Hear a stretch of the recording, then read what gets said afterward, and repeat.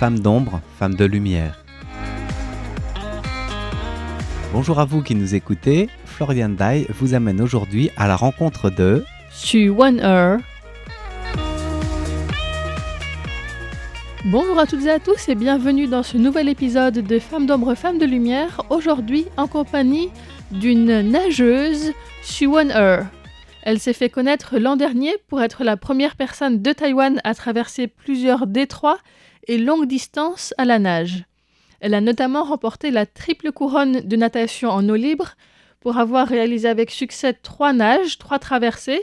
Donc elle a commencé en juillet dernier par la Manche, donc entre le Royaume-Uni et la France, une distance d'environ 35 km. Ensuite, elle s'est rendue aux États-Unis en août et là, elle a nagé d'abord depuis l'île de Catalina jusqu'en Californie, donc c'est aussi une distance d'environ 35 km. Et puis elle est allée à New York et en octobre, elle a fait le tour complet de l'île de Manhattan à la nage, un parcours qui est aussi appelé les 20 ponts de Manhattan. J'ai trouvé que 3 grandes traversées comme ça à la nage en un an, c'est vraiment intense et donc je l'ai interrogée sur la durée de préparation pour des traversées de cette envergure. En fait, la période de préparation dure environ 2 ans parce qu'il y a besoin de réserver un bateau d'accompagnement, mais trop de gens du monde entier veulent le faire, donc il faut s'y prendre environ 2 ans en avance. Ensuite, il y a l'entraînement physique, notamment sur des longues distances. J'ai donc nagé près de nombreuses îles périphériques de Taïwan, comme l'île de Keelung, l'île de la Tortue, Xiaoliuqiu, etc. Ensuite, cette année, je suis allée m'entraîner au Royaume-Uni et j'ai pu traverser la Manche à la nage. Si Xu Wen-er est la première taïwanaise à faire ce genre de traversée à la nage en eau libre, c'est que à la base, les Taïwanais ne sont pas très familiers avec l'océan et n'aiment pas aller au bord de la mer. Il y a plusieurs raisons à cela. Les Taïwanais en général n'aiment pas l'eau. Je pense que d'une part, c'est à cause des conceptions traditionnelles qui voient vraiment la mer comme un endroit dangereux. C'est vraiment quelque chose que mes grands-parents et mes parents m'ont souvent répété. C'est dangereux parce que la plupart des gens ne savent pas vraiment nager. Ce que je dis à mes élèves, c'est que savoir nager, c'est être capable de survivre en mer le temps que les secours arrivent si on tombe à l'eau. C'est ma définition.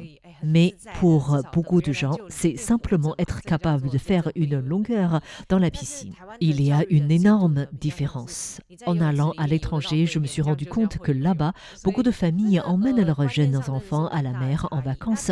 Les enfants ont l'habitude de jouer dans l'eau, de faire du surf.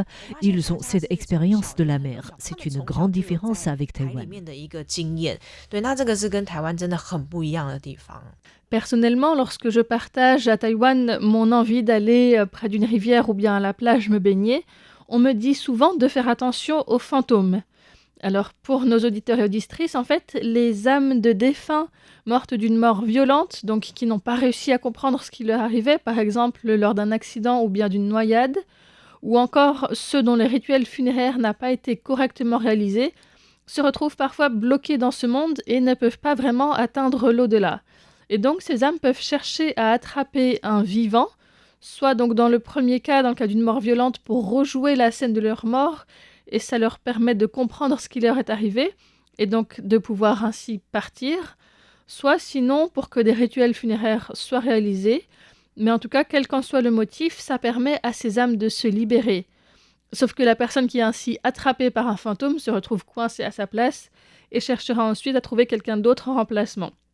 Et donc, en fait, les rivières ou les bords de mer et les montagnes sont des lieux dans lesquels les fantômes aiment bien rester et donc il faut faire attention à ne pas se faire attraper par un fantôme pour prendre sa place, en fait. En allant à la plage, on risque de se faire attraper en remplacement par les fantômes. C'est une mise en garde qu'on entend fréquemment. Dans les pays occidentaux, il n'y a pas ce genre de restriction. Je me suis donc demandé d'où lui est venue à elle cette passion pour la natation et pour l'océan. En fait, je n'ai pas pratiqué de sport dans mon enfance. J'ai commencé à m'intéresser à la natation quand j'étais à l'université. J'adore aller à la mer. J'ai commencé par faire de la plongée et j'ai beaucoup aimé la sensation d'être dans l'océan. Puis j'ai appris à faire de la voile. J'aime vraiment toutes les activités liées à la mer et j'ai réalisé que je voulais partager ma passion. Donc j'ai commencé à me consacrer à l'enseignement. Mais l'enseignement de la natation à Taïwan se fait très rarement au bord de l'océan, c'est en général en piscine. Au début, je donnais des cours à la piscine, mais ensuite j'ai réalisé que les gens ont très peur quand je les emmène à la plage et qu'il y a un grand fossé entre ce que je cherchais à enseigner et la mise en pratique. J'ai donc commencé à promouvoir la natation en mer, en eau libre. J'étais également curieuse de savoir comment l'océan était enseigné dans les autres pays, en particulier les vrais pays océaniques. Donc j'ai décidé d'aller à l'étranger pour relever des défis et apprendre comment font ces pays. Xu Wener avait besoin d'aller à l'étranger parce qu'à Taïwan, personne n'avait été nager les grands détroits, donc ni Gibraltar, ni la Manche, ni d'autres. Elle a été la première à relever ces défis. Son premier, mais donc pas le dernier, c'était le détroit de Gibraltar, depuis l'Espagne jusqu'au Maroc, une traversée qui fait une dizaine de kilomètres et qui permet de passer de l'Europe à l'Afrique. C'était en octobre 2023. Après Gibraltar, elle est rentrée à Taïwan pour l'hiver, puis s'est rendue en Angleterre fin mai 2024 pour se préparer à la traversée de la Manche. À Taïwan, l'été, c'est trop chaud. Ça ne convient pas pour nager. C'est vraiment très différent. En Europe, en été, l'eau fait 20 degrés ou un peu plus. C'est la température de l'eau à Taïwan en hiver. Et on trouve déjà que c'est très froid. Quand je suis allée en Angleterre pour la première fois, j'ai nagé dans une eau à 13 degrés parce qu'en mai, l'eau ne s'est pas encore vraiment réchauffée. J'ai nagé 15 minutes et je n'en pouvais déjà plus. J'allais faire une hypothermie tellement c'était froid. Au bout de 2 semaines, j'ai pu allonger mes entraînements progressivement. J'ai passé environ 2 mois là-bas pour m'habituer à la température de l'eau, mais aussi à la nourriture, au climat, tout ça.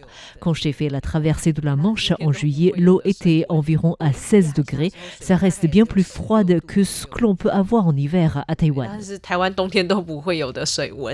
J'ai interrogé Xu Wener sur ce à quoi elle était confrontée en nageant en eau libre dans l'océan par rapport à la piscine, donc toutes ces différences. La première est la présence de courants et de marées. La Manche est réputée pour ses forts courants, en fait, elle fait 32 km en ligne droite, mais on ne nage jamais en ligne droite, la trajectoire finale fait plutôt une forme de grand S, parce que le courant pousse les nageurs vers le haut puis vers le bas. Et la distance réelle parcourue est souvent de 40 ou 50 km, voire parfois même 60. Il y a aussi les aléas de la nature avec tous ses habitants. C'est aussi drôle, quand j'étais sur le point d'arriver en France, j'avais atteint un rivage rocheux et je ne pouvais pas monter facilement sur la côte. J'étais là depuis plus de 12 heures dans l'eau et je cherchais où monter sur la berge.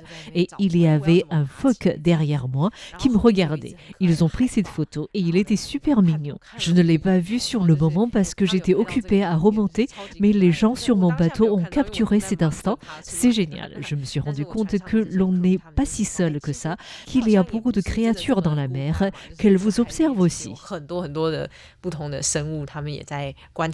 Et parmi toutes ces créatures marines, il y en a qui sont réputées pour porter chance aux nageurs. C'est le cas des dauphins. J'ai rencontré des dauphins à Catalina, en Californie. Il y a beaucoup de baleines et de dauphins là-bas. On les compte par milliers. Nous sommes allés observer les baleines la veille parce que j'aime bien faire un tour en bateau pour voir à quoi ressemble la mer. Et les dauphins étaient vraiment très nombreux. En nageant, j'ai rencontré des méduses ou d'autres organismes qui brillaient dans l'obscurité. Dans le noir total, ces petits points lumineux ressemblaient au ciel étoilé. Tôt le matin, j'ai entendu les dauphins communiquer entre eux dans l'eau. On pouvait entendre ce son à haute fréquence. C'était comme si les dauphins m'encourageaient. J'étais vraiment enchantée.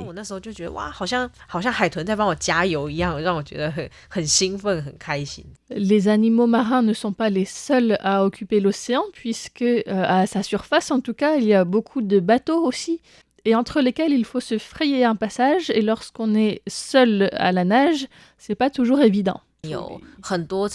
Il y a beaucoup de très gros cargos dans la Manche. Ils ont des couloirs de navigation fixes qui sont très empruntés. Nous devons nous adresser à l'association locale pour louer un navire professionnel qui peut me guider à travers la Manche. C'est important parce que premièrement, on ne peut pas voir la France seulement par beau temps, mais elle est très petite. Donc en fait, quand on nage, on se fie au bateau pour la direction. Ensuite, le bateau communique avec les porte-conteneurs pour éviter une collision. Parce que nous sommes comme une petite souris qui essaye de traverser une route, c'est vraiment dangereux. Le bateau guide, qui sert à la fois donc à l'orienter et à assurer sa sécurité entre les bateaux, est aussi en charge de son alimentation, puisque pour des nages aussi longues, eh bien, il faut s'alimenter en chemin. Moi, je mange une fois par heure. Enfin, disons plutôt que je bois parce qu'on ne peut pas vraiment manger. Comme les courants sont très forts, je risque de reculer ou de me faire emporter dans une autre direction si je m'arrête. Je prends donc 20 à 30 secondes pour boire rapidement et continuer à nager. Mais j'ai aussi vu des gens manger toutes sortes de choses, des bonbons ou un sandwich après 5 heures de nage, comme forme de récompense émotionnelle. L'alimentation est en fait une petite bouteille jetée depuis le bateau, attachée à une corde, parce que le nageur ou la nageuse n'a pas le droit d'entrer en contact direct avec le bateau ou avec les personnes qui sont à bord. Toute cette logistique est indispensable, mais pas donnée, et Xu Wen-er explique les frais que cela représente ouvertement. Tout est autofinancé avec mes économies. J'ai maintenant 30 ans. Traditionnellement à Taïwan, à cet âge, on peut vouloir acheter une maison et une voiture. Moi, j'utilise cet argent pour faire ce que je veux. Le chemin est encore long et je veux continuer à promouvoir la natation en eau libre à Taïwan. Donc, si je peux obtenir un parrainage, ce sera plus facile. En fait, partir à l'étranger coûte très cher, notamment parce que les prix en Europe et aux États-Unis sont plus élevés qu'à Taïwan, pour la nourriture ou l'hébergement par exemple. La location d'un bateau guide avec le personnel coûte environ 150 à 200 000 $ taïwanais. Pour l'ensemble de ce voyage, j'ai donc dépensé au moins 2 millions de dollars taïwanais sur les 6 derniers mois. En euros, cela fait donc environ 60 000 € au total pour les 6 mois passés à l'étranger. Et pour une traversée en bateau, eh bien, cela coûte entre 4 500 et 6 000 €. Cela comprend donc à la fois la location du bateau en lui-même, mais aussi l'expertise du personnel qui est à bord. C'est notamment cette équipe d'accompagnement du bateau qui décide de l'heure du départ, qui est très variable et n'est pas dictée par le fait que ce soit le matin ou le soir, mais par beaucoup d'autres facteurs. Cela demande une très bonne connaissance des conditions locales, que ce soit les conditions météorologiques, mais aussi la marée ou encore la circulation. Donc tout cela est à prendre en compte. Dans la Manche, le départ se fait en fonction des marées. S'il faut partir à marée haute, qu'il fait beau et que l'état de la mer est très bon, l'équipe du bateau peut dire qu'on part à 2 heures du matin. J'ai eu de la chance, je n'étais pas dans cette situation. Pour la nage en Californie, par contre, j'ai démarré à 10 heures du soir parce qu'il y a souvent des vents très forts l'après-midi, donc il vaut mieux éviter de se retrouver dans l'eau à ce moment pour ne pas devoir nager par vent fort avec une mer formée. J'ai donc dû nager toute la nuit jusqu'au lever du soleil, ce qui redonne de l'énergie et essayer d'arriver avant midi. Et pour Manhattan, j'ai commencé en journée et j'ai nagé jusqu'à après la tombée de la nuit. Au crépuscule, je n'ai plus besoin de me protéger du soleil, donc je dois changer de lunettes de natation pour en mettre des transparentes, sinon je ne vois rien. Il faut aussi que je m'équipe d'une lampe frontale et que le bateau aussi allume les lampes pour que l'on puisse se repérer. J'étais curieuse de savoir quelle sensation ça fait de nager la nuit. En nageant la nuit, tous nos sens se mettent à l'affût. Je peux mieux sentir toutes les odeurs. Par exemple, si quelqu'un sur le bateau est en train de manger ou de fumer, ou bien quand on prépare le petit déjeuner, je peux sentir le pain grillé et le bacon en nageant à côté du bateau.